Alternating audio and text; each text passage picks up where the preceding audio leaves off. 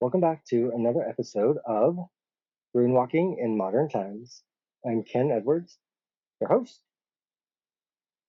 rune walker, author, shaman of the Northern traditions.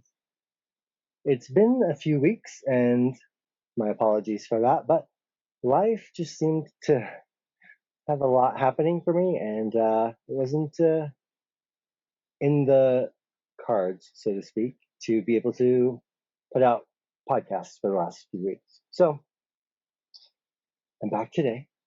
And I hope you all made it through our Samhain ritual, our Samhain time of year. We are in the darkest time of the year if you live in the Northern Hemisphere, and it's a little confusing to me. I want to get up early and I want to stay up late like normal, but that is not necessarily the case. So I hope that we all can be listening to our internal clock, our internal body, our internal instinct and intuition when it comes to how much rest do we need at this time of year. Do you need? Might be different than me. If you're interested, that was my short, weird segue into this week, Sunday, September, November 19th, I will be doing another rune panel with Bryn and follow at We Witches 3, which you can find on Facebook, and we will be doing a room panel streaming live. So that should be fun. If you're interested, head on over to the We Witches 3 Facebook page in Magna, Utah, and the event is being hosted by them. So it'll be fun. Again, this Sunday, I believe it's at 4:30. I believe it's at 4:30 p.m. Mountain Time. So you're all very welcome to attend. Now, I will also say to you that I've never had a set. Okay, my very first set of runes was purchased from a probably new Renaissance bookstore in Portland, and they were on stone. And I've also had another set of runes made for me on Mookite, but which I love Mookite stone, but CJ, pardon me, at We Witches 3 is one of the We Witches 3, and CJ introduced me to larsenite, which is apparently petrified wood. And so I had CJ make me this beautiful set of runes on larsenite, which I'll maybe put in a picture here. They're beautiful. I figured I've always been connected to the tree and to wood more than stone, and so I thought this was kind of a really interesting and beautiful combination of all of that. So I look forward to using them. As with Oracle and Tarot decks, I don't read with them usually, but anytime I get a new deck, I always shuffle the cards and I ask it to show me how it sees me. And that way I kind of know where our relationship is, where my relationship is beginning with that deck. Well, I did the same thing with these today.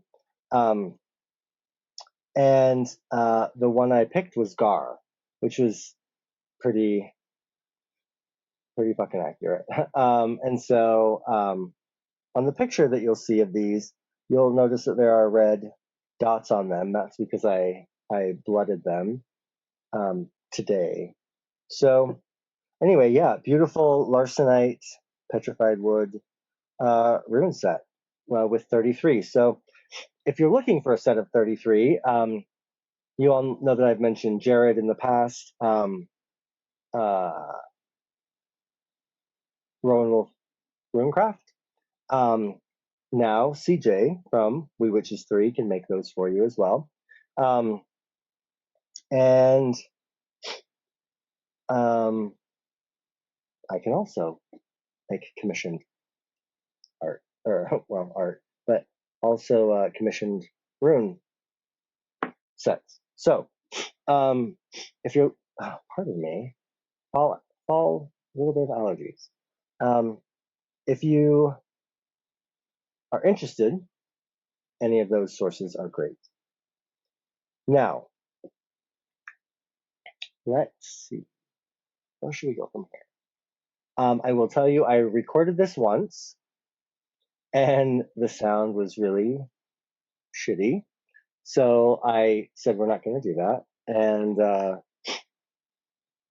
quite possibly it was because I had the wrong, or maybe, let me rephrase that. I didn't have the best information that for you at this time. So I will say that the last 3 episodes were meant to be, I pulled runes asking about what we need to, what skills do we need to develop next year, or to develop to encounter and work with next year? What are some good skills? And 3 runes came up, and I pulled a tarot card from the Giant's Tarot by Raven Caldera, and I also pulled a card from an oracle deck that I use quite a bit because I just love it. And so it was such an intense piece of information. I was going to break it up into 3 episodes, but let's just see real quick if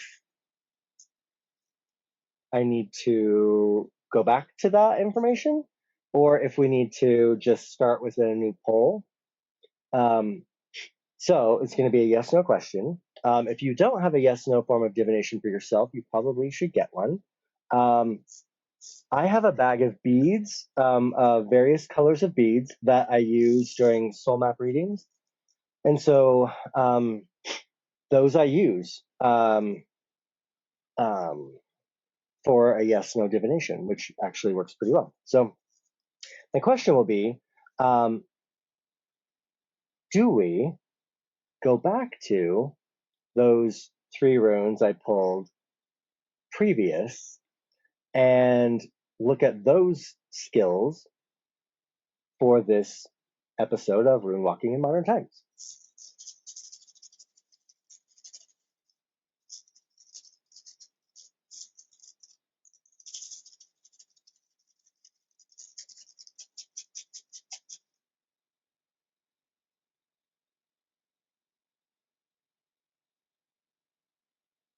Wrong question.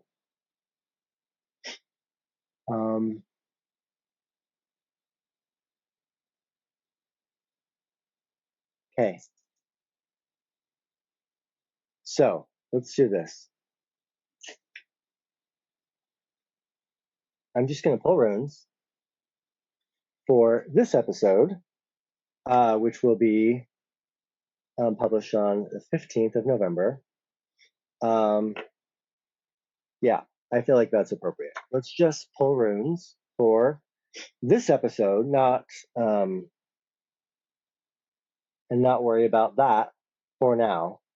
However, I do think that will be coming back around. Let's pull from the oak deck. I need to get a bag for the beautiful larsenite ones. I need to make it. So I feel like I do need to sew it so that it's reinforced for the weight of these, which isn't super heavy, but I did have a bag come apart recently. So, all right. What should we talk about in this episode?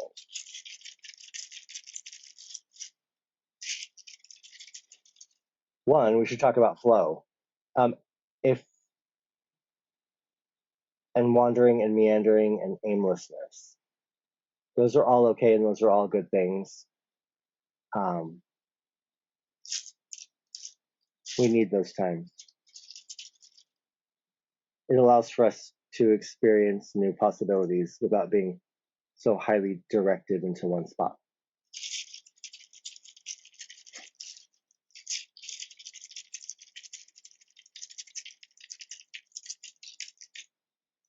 All right, so let's see. We'll move the larcenite balloons back.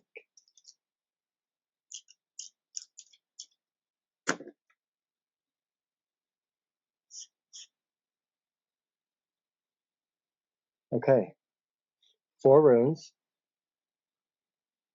2 face up, 2 face down. And just to remind you, the face up tend to be, oh, I shouldn't do that, huh? That's a bad hand gesture in other countries. Sorry. 2 face up, any of them that are face up generally are more specific. Face down tend to be the underlying current for me. If they came out of a bag, I believe they came out of the bag for a reason. So we're looking at Fehu and Dagaz.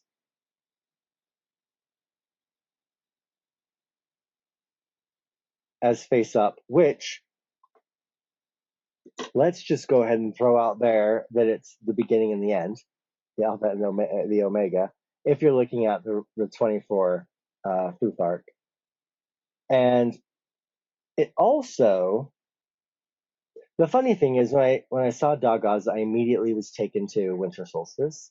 Its connection can be to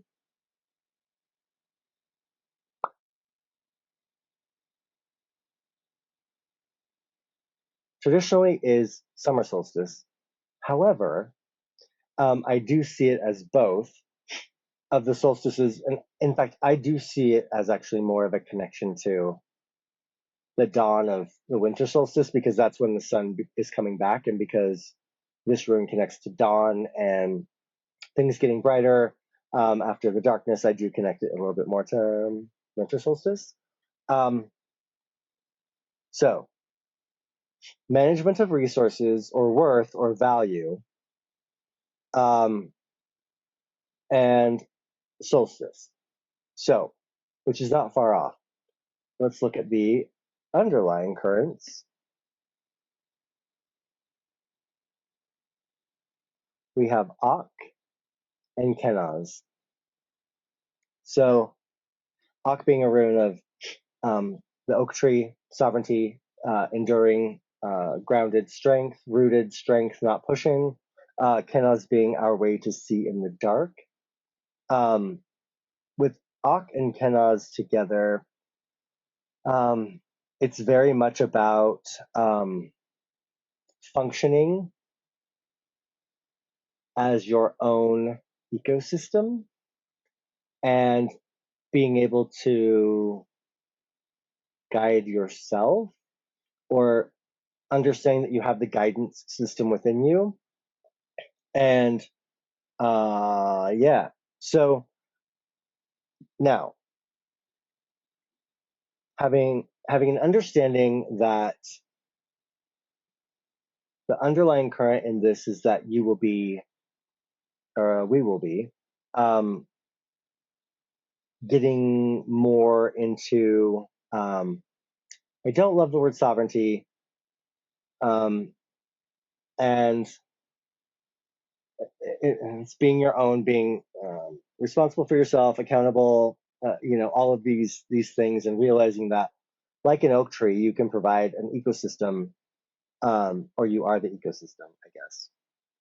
So, and really getting to know to know you. What is your kenaz?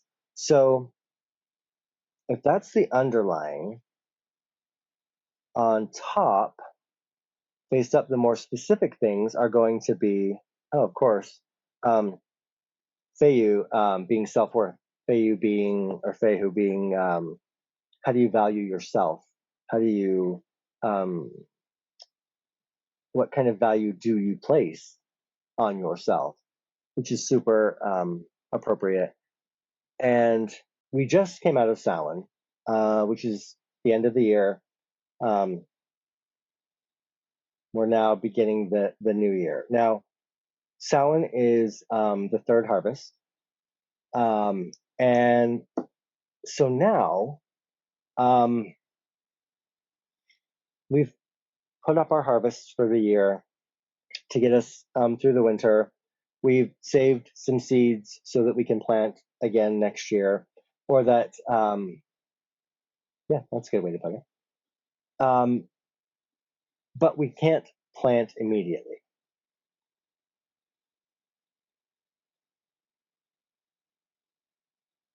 Now is the time for us to go internally, for us to figure out what it is that we need and want and desire from a very instinctual and intuitive place, a very natural place, and think about that. And how do you, what do you value? What do you want? What resources do you have, going back to Fehu, what resources do you have that will get you into next year and get you producing next year what the things that you want to produce? So right now, we should be taking stock of our assets. And I don't just mean money. I don't just mean your 401k. I mean relationships. I mean creative projects. For instance, me, you know, the book is out and about now, and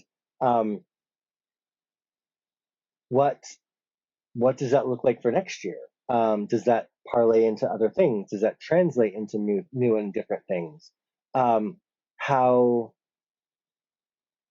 or can that be part of this new crop of next year, right? So it can be a lot of different things. Your assets just aren't your monetary things, especially when we're talking about Fehu being value. So between now and winter solstice is a very good time for you to go inward and be really getting connected to your own strength, your own roots, your own way of seeing in the dark, your own kenaz, your own inner knowing, and taking stock of all of the things that, if you are your own oak tree, you have the acorns for fodder for animals. You can provide wood, you can provide shade, you can provide shelter. You have all of those things already in you. Please listen for the metaphor. You have all of those things in you. You have the possibility of all of those things. And go internally, take stock of all of that, and do that between now and winter solstice. That now is the time to do that.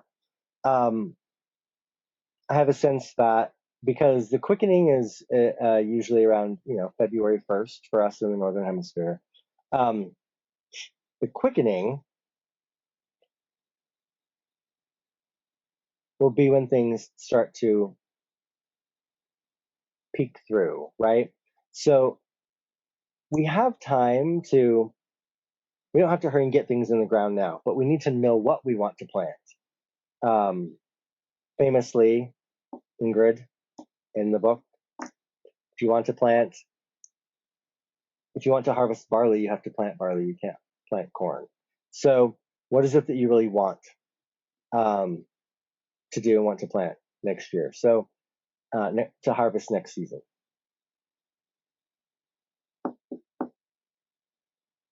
So,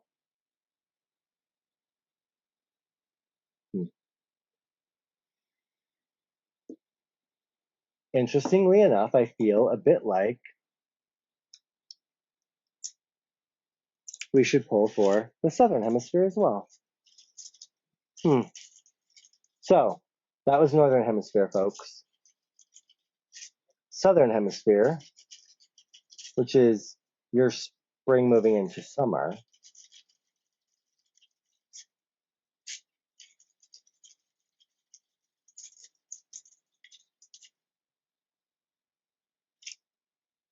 Up 4 again.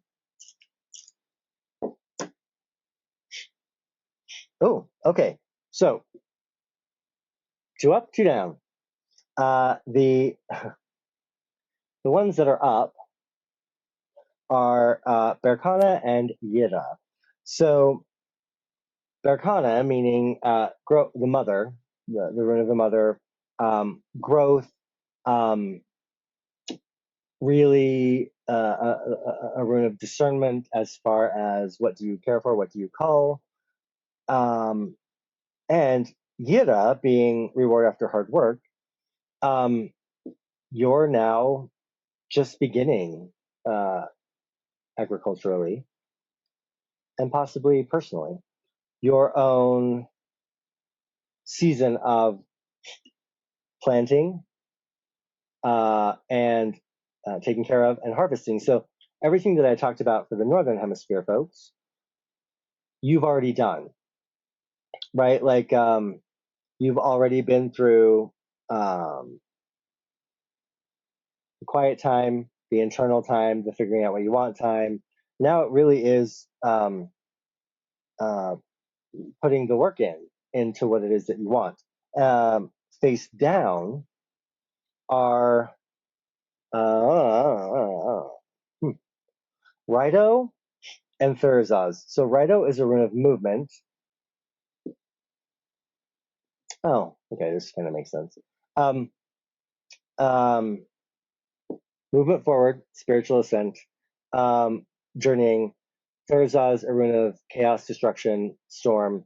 What you're heading into, sorry, let me back up.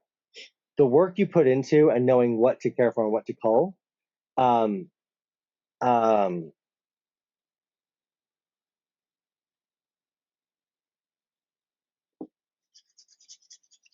have to get the words right. Hang on. There's a certain amount of, so I'm going to reference back to the Northern Hemisphere. The Northern Hemisphere was a very deep-rooted Ak strength.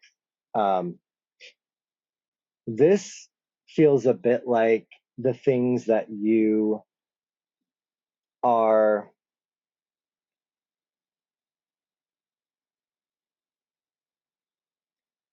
the underlying current of your growing season is going to be influenced by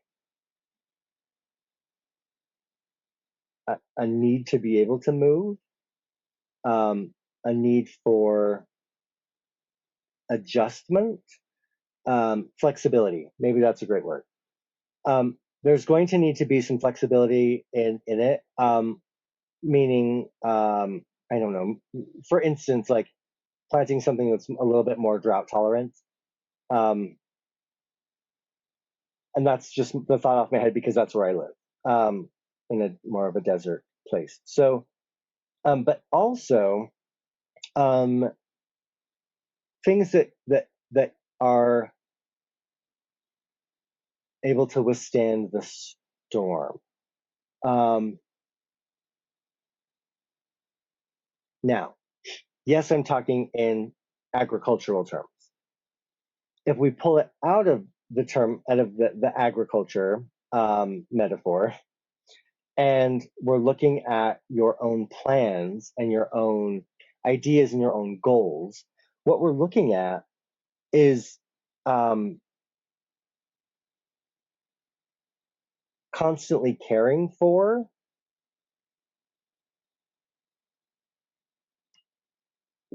you can't just plant it and leave, this season, it seems like. What you're going to be looking at right now specifically, I guess, maybe not the whole season, but you've got to be able to make adjustments and move. Setting digging your heels in and saying, no, this is how I want to do it, this is how it's going to be done, is not going to that will actually lead to this Thurazaz. It will lead to the falling apart and destruction of it all. But if you can learn flexibility, if you can learn to be able to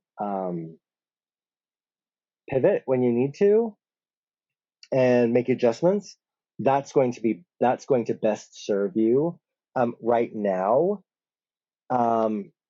Although I do feel like, weirdly enough, this is kind of a thread that will continue throughout your whole spring, summer into fall for you in the southern hemisphere, 23 into 24.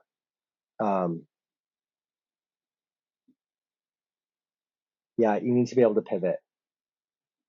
You need to be able to say, "Oh, that's not working. I'm getting rid of it, and I'm trying something new."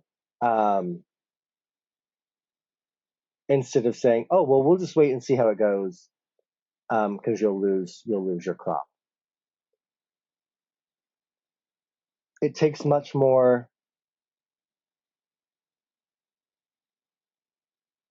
This year is going to be much more of a, I really need to tend to the things that I'm doing, which then also lends itself to, if you know you're going to have to put that much work into it, you probably need less projects. You probably need less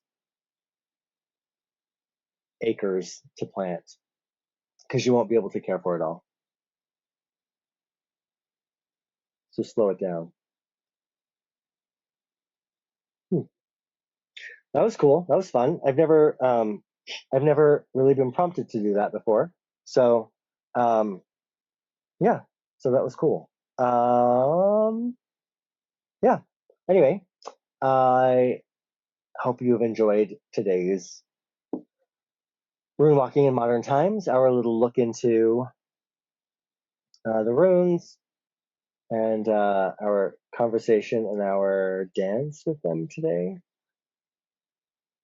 I appreciate you listening. I appreciate your support in any way that you see fit, even if that's just listening. I appreciate it.